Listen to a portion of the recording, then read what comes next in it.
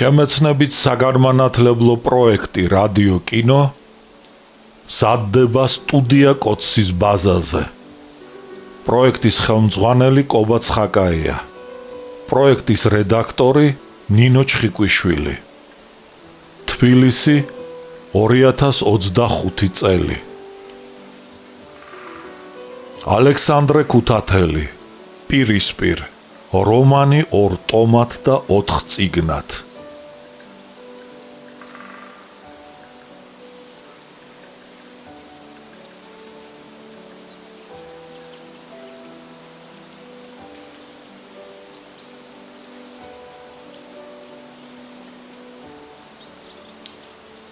სტუმარ მასპინძელი.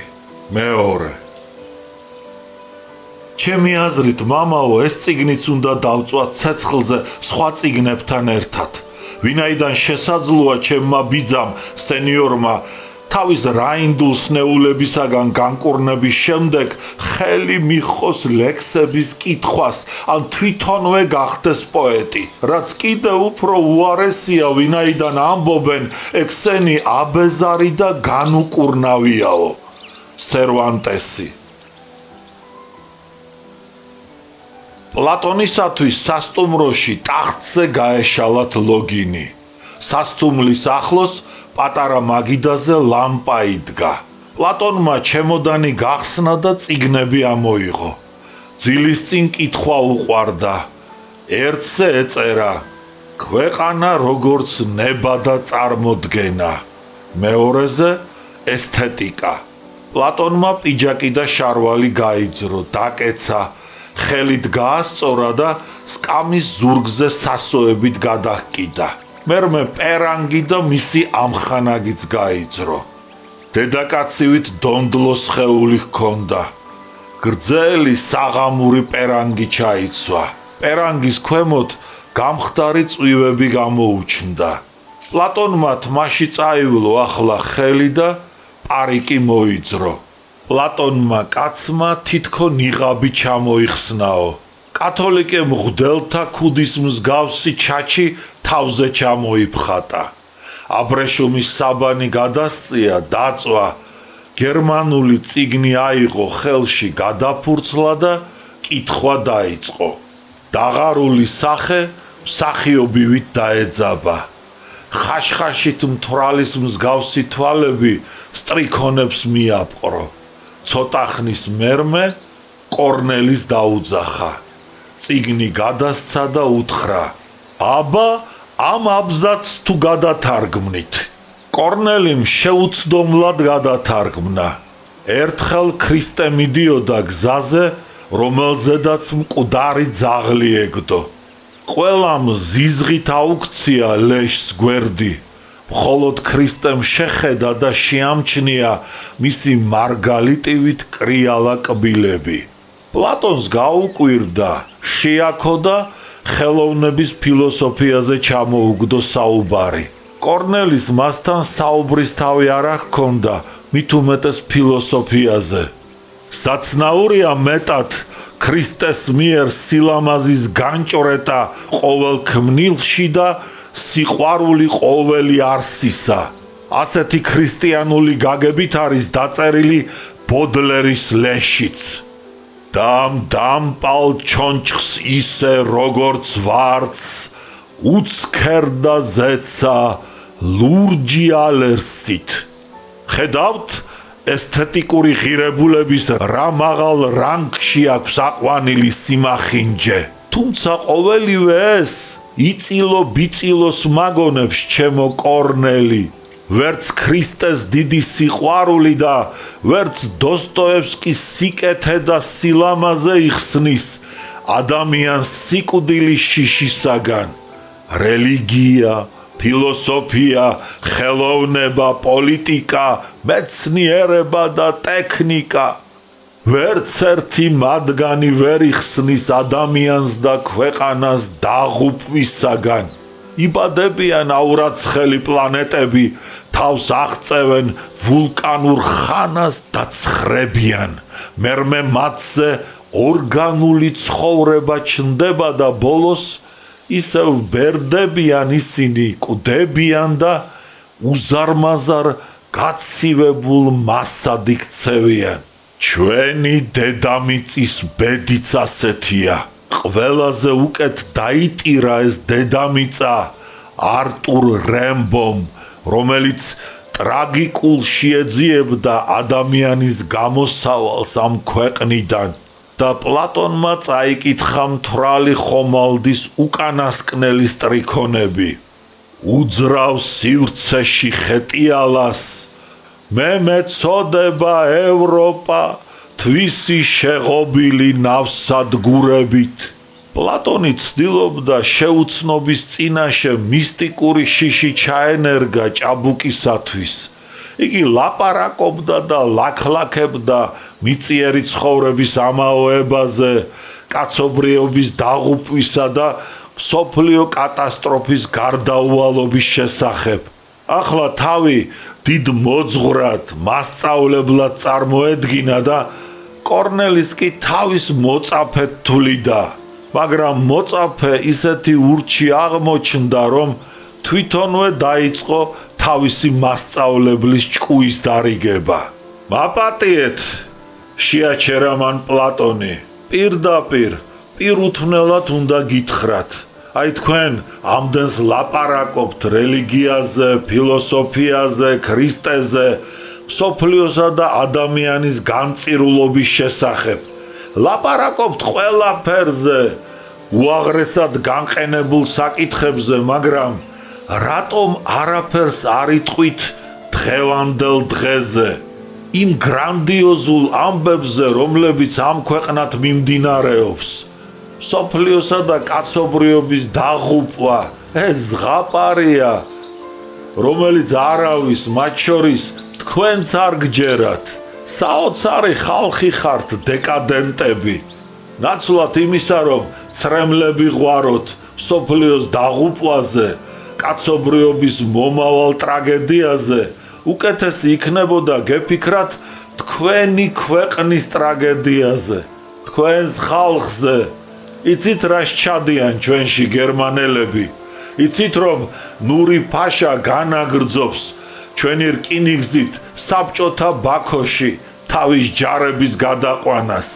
იცით როგორ თავ ხედობენ და უმსგავსოდ უჭირავთ თავი თბილისშიც კი გერმანელ და თურქ ოფიცრებს? მენშევიკები აქებენ და ეჭიდებიან მათ თავისი ტყავის გადასარჩენად.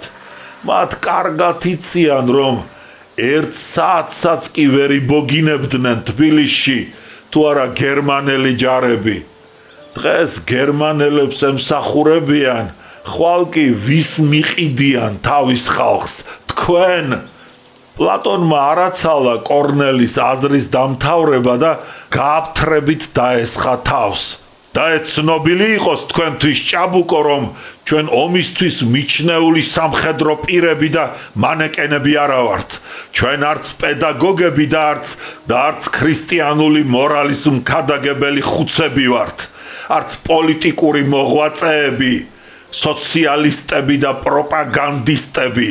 ჩვენ პოეტები, მოგვები და ჯადოქრები ვართ. ჩვენთვის არ არსებობს კარგი და ცუდი. ჩვენ არ გვეშინია საშინელებათა ხილვისა, რადგან ცხოვრების სადავე პოეზიის ქურუმების და ჯადოქრების ხელთ არის. ჩვენ შეგვიძლია ჯოჯოხეთი სამოთხედ ვაქციოთ და პირიქით. ჩვენ სხვისი შექება, მოწონება და ხალხის აზრი არ გვაინტერესებს. ერთმა კაცმაც რომ გამიგოს მართებულად ამ ქვეყნად, მაშინ მე გამართლებული ვარ როგორც პოეტი თავიდან ბოლომდე. უთუოდ იყვირა პლატონმა და ისეთი მისტიკური ჭრეტით გაიხედა განზე, თითქო ტრანსში გადავიდაო. კორნელის აღარ ეჭვებოდა ახლა, რომ მის წინაშე არანორმალური ადამიანი იყო. პლატონი ლოგინზე იჯდა, მისი თვალები შეშლილი ადამიანის თვალებით ბრიალებდნენ. მისი უცნაური ქუდიც მეტად ჰგავდა საგიჟეთში დამწყდეულთა ქუდს და კორნელის ეგონა პერანგის ამარა დარჩენილი პლატონი ტახტზე შეხტებოდა და დაიძახებდა ესპანეთში აღმოჩნდა მეფე და იგი მეფე მე ვარ მაგრამ პლატონმა შეშლილის წერილების ნაცვლად ნიცშეს სიტყვებით დაასრულა თავისი მონოლოგი ოს მენადიქეც ადამიანო რომ ამბობ უკუნი შვაღამე მე მეძინა მე მეღვიძა მე ღრმა ძილისგან გაღვიძებული ვარ ამ დროს ძაღლების ყეფა ხალხის ყიჟინა ატყდა და ფანჯრები შორეულმა ხანძარმა გაანათა აივანზე გაცვივდნენ ამობურთულ წითელ ღრუბელივით მიჰქროდა მთიდან ბოლი ფერფლი და აბრიალებული ყავარი მერმე დამაბრმავებელი სინათლე აციმციმდა ალი ავარდა დაიკლაკნა და ცისკენ აღიმართა ტერეზა მიყვირა ვინ დაიწვა ჯარისკაცი აბესაძის სახლი დაწვეს იმ დასაქცევმა გვარდიელებმა მიუგო ქალბატონს ყოვლის მცოდნე დომენტი ხვედელიძემ თიდან ქალების შემზარავი კივილი მოისმა რაღაც უცნაურად მოხვდა კორნელის გულში ქალების კივილი და პლატონს უთხრა ჩვენ ისე დაშორებული ვართ ცხოვრებას რომ არ გვესმის ამ ღამის ჭეშმარიტი აზრი ამჟამად დატრიალებული უბედურების მნიშვნელობა ჩვენ ბოლშევიკური ანარქიით ბარბაროსებით გვაშინებენ ეს რაღა აი რას ამბობს უკუნი ღამე გასძახა კორნელიმ პლატონს ამ ღამის მიუწვდომელ აზრთან შედარებით ეს ხანძარი ადამიანთა გაჭირვება, ტანჯვა, გოდება და ფუსფუსი ამაოებაა მხოლოდ შენიშნა პლატონმა ყველაფერი ყირაზე დგება თქვენ კი ამაოებაო გაიძახით კარგი ამაოებაა თქვენ კი ნუ მომიკვდებით კიდევ მეტის აღელვებით მიუგო კორნელიმ რატომ სწვავენ ღარიბთა ქოხებს არა მეტი სატანა აღარ შემიძლია მე იმ დაჩაგრულთა მხარეზე ვარ ეს ღა გვაკლდა წყენით უთხრა ტერეზამ ეს სტატემ ირონიულად გადახედა მე ვფიქრობ უთხრა მან ბოლშევიკები უთქვენოდაც როგორმე გასძლებენ არა ხვალვე უნდა ავიდე ზედაზენში პოლკოვნიკ რევაზიშვილს უნდა მოველაპარაკო მეტი სატანა მართლაც შეუძლებელია რა დაწიოკებენ ხალხს ამრიგად ხელავდა იონაც ო როგორ მომბეზრდა ყოველივე ეს განაცხადა თავისწილ პლატონმა მომბეზრდა დაუსრულებელი ომები არეულობა ჯანხი და შფოთი ტოვებ თქვენს ბრძოლის ბანაკს მართლაც ერთი ღარამ დამრჩენია ახლა იშვიათ ადამიანს თავი შეაფაროს სპილოს ძვლისაგან აგებულ კოშკს რაზედაც ფლობერი ოცნებობდა იმ კოშკშიც მოგწდებიან მაღლა ნუ დაფრინავ ჩამოვარდები